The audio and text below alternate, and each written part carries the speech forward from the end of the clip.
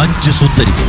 December 29 തിങ്കളാഴ്ച മുതൽ എല്ലാ ദിവസവും രാത്രി 9:30 നമ്മുടെ സ്വന്തം സൂര്യ TV.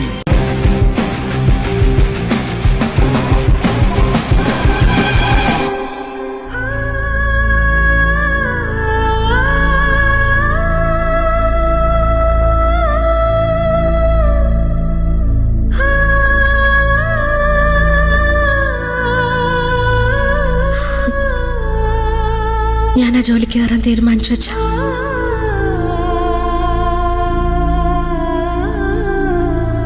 മറ്റാരോടും എനിക്കൊന്നും പറയാനില്ല. പക്ഷെ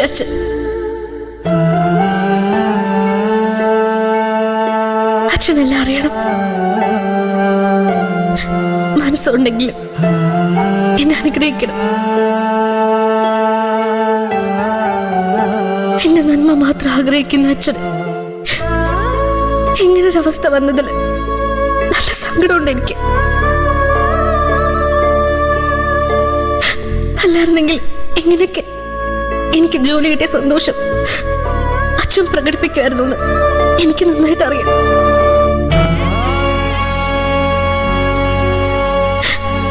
സുധിയേട്ടന്റെ ദാനോടച്ച ഈ ജോലി,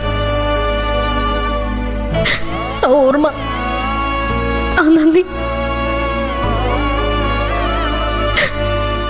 ആ ഉത്തരവാദിത്വം അതെപ്പോഴും എനിക്കുണ്ടായിരിക്കും.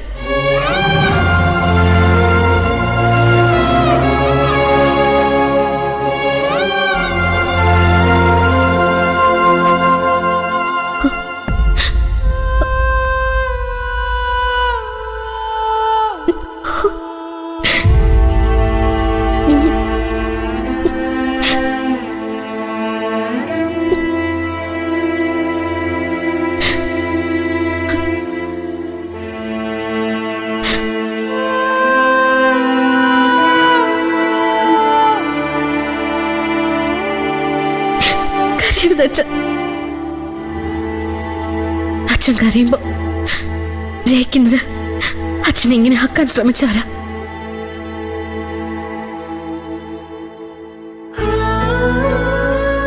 വാശിയോടെ തിരിച്ചു വരണം വെച്ച അച്ഛൻ പഴയതുപോലെ ആവണം. അച്ഛനത് സാധിക്കും.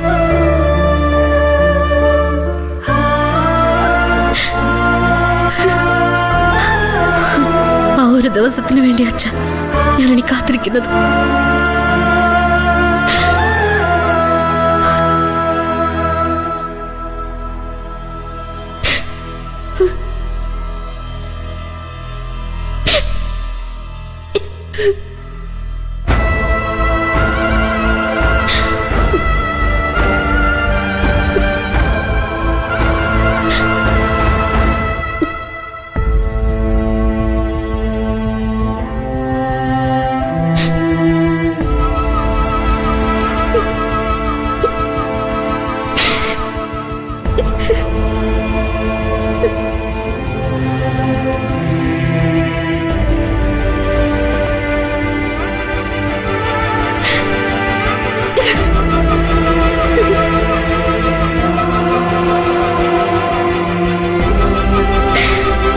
പോയിട്ടരാച്ച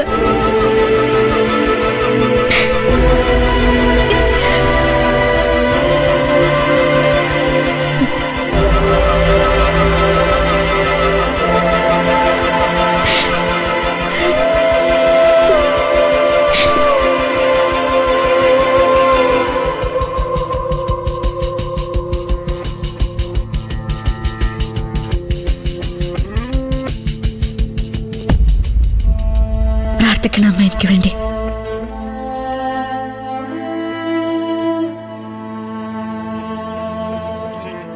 എന്റെ വാക്ക് ധിക്കരിച്ച നീ ഇന്ന് ജോയിൻ ചെയ്യാൻ പോകുന്ന. അങ്ങനെയുള്ള നിനക്ക് ഞാൻ അനുഗ്രഹം തരണോ? അനുഗ്രഹിച്ചില്ലെങ്കിലും കുഴപ്പമൊന്നുമില്ല അമ്മ. എന്റെ ഭാഗം ഞാൻ ചെയ്യണമല്ലോ. അതാ കാലത്തോട്ട് വന്നിച്ചത്. നീ ഇപ്പൊ ഈ ജോലിക്ക് കേറിയില്ലെങ്കിൽ എന്താ കുഴപ്പം? ജോലിക്ക് കയറിയല്ല എന്താ അമ്മ കുഴപ്പം?